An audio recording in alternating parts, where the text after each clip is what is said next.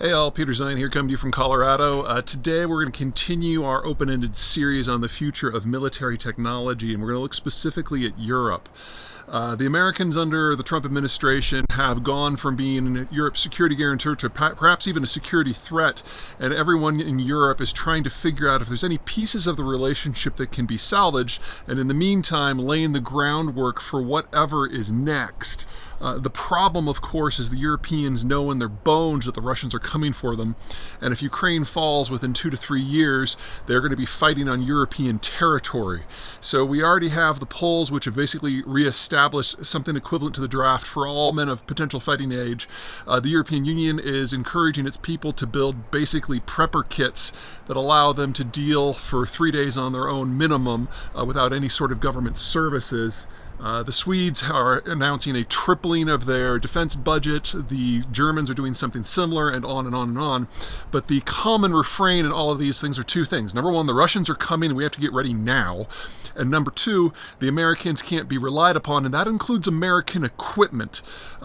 Historically speaking, since World War II, about half of all European military procurement has come from American firms, and most Europeans are basically looking to drive that number down to zero as quickly as possible. This isn't necessarily a political issue from the European issue, it's a practicality issue. Legacy systems like fighter aircraft can take decades to design, years to build out the industrial plant, and then you get only a certain flow through of production per year. So if you look at the options that are in front of the Europeans right now, there's really only four. First is the American F-35, which is by far the best in terms of overall capabilities, but it has a couple giant flaws in it. Number one, it's over $100 million in airframe, and then triple that addition over the lifespan of the vehicle. So, the Europeans just don't have that kind of money. But the other options that Europe has designed for themselves don't look great. The best one is probably Sweden's Gripen. They can make about 25 of those a year. That's great for Sweden, but it's not enough for anyone else. The French have the Rafale, which they can also do about 25 a year.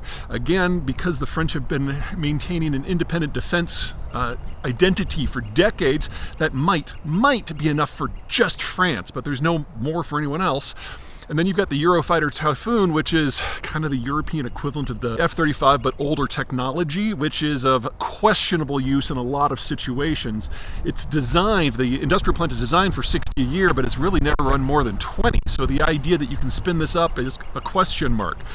But the bottom line is, if you've only got 2 to 3 years and you're talking about needing 1,000 airframes, there's just no version of traditional fighter jets that works for you at all. And so the Europeans have to turn the page on military technology and try something fundamentally new. Consider the system in Germany, which is kind of emblematic of what's going on and what will be going on.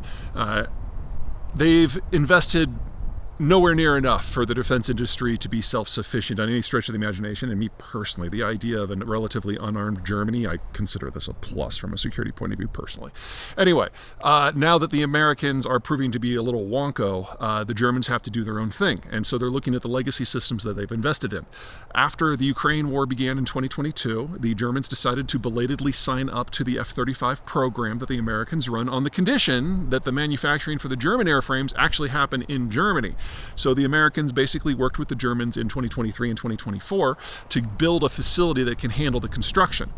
But it's not happening fast enough. I mean, the first plane began manufacture in 2024. It won't be finished until 2026. First deliveries to the German Air Force won't happen until 2027. And the 35 airframes that the Germans have ordered won't be completely built until around 2040.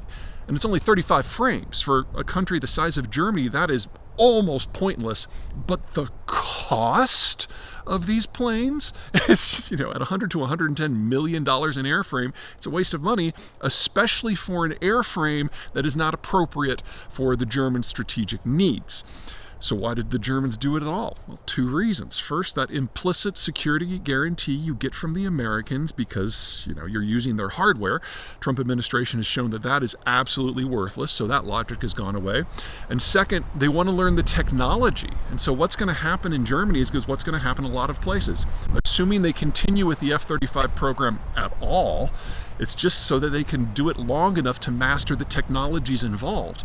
Then they'll sunder the contract, walk away, and use those technologies to build something that they actually have a use for. And at the moment, the only thing that looks sufficiently promising to replace ground strike air power is a combination of air defense and drones.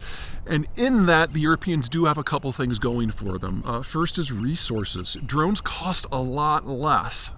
The most advanced rocket drone that the Ukrainians have fielded so far only costs about $1 million compared to $110 million for an F-35.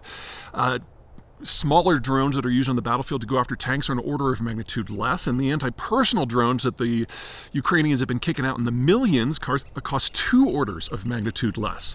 There's also a range advantage. The Shaheeds that come out of Iran, much less the Ukrainian and the Russian duplicates of those technologies, have the same range as the 35, and you can send them out in the thousands if you want to, which means that any sort of forward-positioned air facility is going to have great jamming, because if a few of those suckers get through, you've lost airframes that you simply can't replace.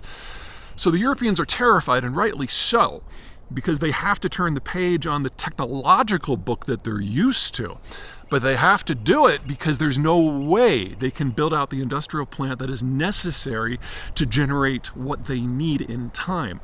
There are only a very few countries in Europe that have been able to even try this, and it's ones that started years ago, specifically mentioning the Swedes and the French, who have always had an independent defense identity, and maybe mentioned the Poles, who have been working with the South Koreans to build out their capacity. They've brought in a couple hundred tanks. They're building out construction facilities right now with the intent of starting mass production next year, but even that might not be soon enough. So it's drones, drones, drones, drones, drones. And if you look at what the Europeans were planning on spending on the F-35 program, it was supposed to be about $80 billion for procurement, and then about another $220 to $250 billion for life cycle. You know, that's a lot of money that you can put on other things. And so the Europeans are going to be doing just that. So resources probably not going to be an issue, because the technologies are much more appropriate to the needs the Europeans have than what the Americans would have sold them otherwise. The second issue provides even some more hope, and that's Ukraine. Ukraine, out of necessity, has become the world leader in drone-based technologies, and it's got everything from those small first-person drones that have a range of a few kilometers to fiber optic drones that are immune to jamming that have a range of upwards of 60 kilometers, long-range ones like their rocket drones and their version of the Shaheeds, which can go 600 to 1,000 kilometers, and increasingly we're seeing the manufacturing being more and more components that come from Ukraine itself. Right now, probably, when they started, it was like 10 to 20% of the components were made in Ukraine. Now it's closer to 70 to 80%. The biggest challenge that the Europeans are going to have is building out the industrial plant that's necessary to build these parts. Right now, a lot of this stuff just comes from the United States or China off the shelf. They're going to have to build that themselves, but the Ukrainians have shown with a relatively strict budget on a tight timetable, while under air assault, you can actually make a lot happen. So if you start doing this in, say, Belgium, well, you're in a very different security situation with a lot more money that you can throw at these problems. But perhaps the best advantage that you have of working with Ukraine, well, there's 2 of them. Number one, this is where the things are going to be used, and every drone that is used in Ukraine against the Russians is one that doesn't have to be used in Germany against the Russians. That provides you a lot more flexibility, and not to mention an amazing test bed. But second, the Ukrainians have promised to fully share all of their drone technology with any country that is willing to put boots on the ground in Ukraine, either as part of a peace agreement, as for on-site training, or to fight the Russians directly. And for the Europeans who are watching the Americans exit stage right, that's a really attractive offer. Now, will this work? Oh, no. Revolutions in military affairs caused by changes in technologies are tricky things. You don't know what's going to work until it comes up against its equivalent on the other side and up against legacy systems on the other side. The determining technology that I have identified at the moment, and keep in mind that, anyone who makes these guesses is just that, it's just a guess. It's jamming, because if you can prevent the drones from functioning, then they really can't target anything.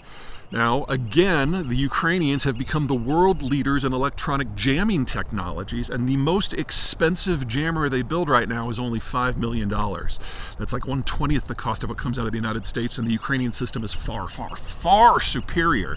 The American systems really can't jam drones at scale. So you basically get the Europeans looking to bankroll Ukraine's military industry with the hope of copying and advancing as much of it as possible as part of Europe's own defense matters. Now, this doesn't solve everything. They're still going to have to figure out infantry. They're still going to have to decide if they're even going to have a navy. And at the end of the day, there are certain missions that you need manned aircraft for that drones can't do. But that is today. If you had told me 3 years ago there would be something called a rocket drone with a range of almost 1,000 miles that was basically immune to jamming, I would have laughed at you. But necessity, invention, all that good stuff, the Europeans are operating under necessity's lash.